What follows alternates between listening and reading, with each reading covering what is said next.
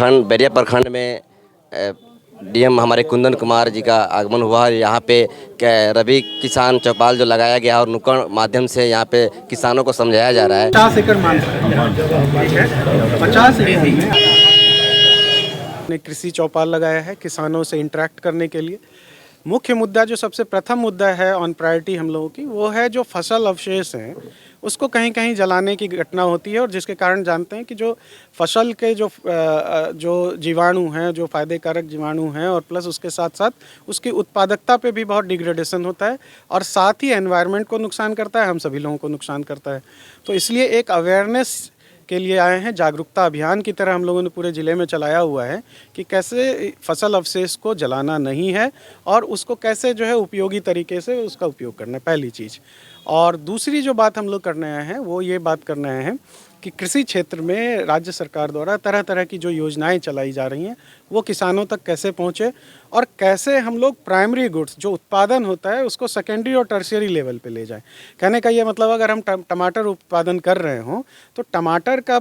Processing करके कैसे उसके कैचअप या अन्य चीज़ों में ले जा सकते हैं, जिससे कि उसका वैल्यू एडिशन होगा और किसानों की इनकम ज़्यादा हो सकेगी। दूसरी और बात है कि कृषि के साथ साथ, फॉर एग्जांपल आपने खेत में कुछ लगाया हुआ है, बट उसके साथ साथ कृषि एंड अलाइड जो चीज़ें हैं, for example dairy, poultry, mushroom cultivation, इस तरह की जो नई चीज़ें हैं जो कि हाई यील्ड क्रॉप उसमें मिलता है या हाई यील्ड आपको होता है, जिससे किसानों का इनकम बढ़ सकता है, उन सब चीज़ों को कैसे यहाँ पे किया जा सकता है, इस चीज़ की भी हम लोग डिस्कस कर रहे हैं। और किसानों ने कुछ अपनी जो छोटी समस्याएं बताई हैं उनको भी हम लोग जो है नोट डाउन हम लोगों ने किया है, ताकि उसका सॉल्यूशन किया जाए इसके। Thank you. देखिए, ये अभी इस तरह की कोई बात, आपने ये बात भले ही रखी है, तो ये चीज़ अगर, तो ये बात अगर है, इसको आपने रेस किया है, इस चीज़ को जो है सॉल्यूशन किया जाएगा। आप कुछ मैंने अभी एक जो चीज़ बताया है, आवश्यक चीज़ जो बताया है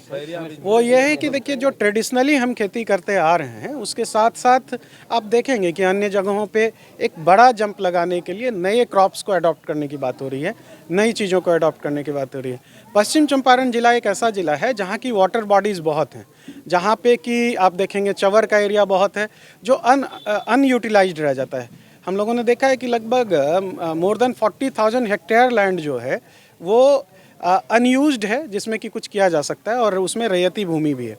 तो उसको देखते हुए बेसिकली जो चवर के एरिया में है उसमें एक नया एक्सपेरिमेंटेशन पिछले साल हम लोगों ने किया था, और वो था मखाना कल्टीवेशन का। और नरकटियागंज समौता एरिया है, समौता ही नाम है उस जगह का,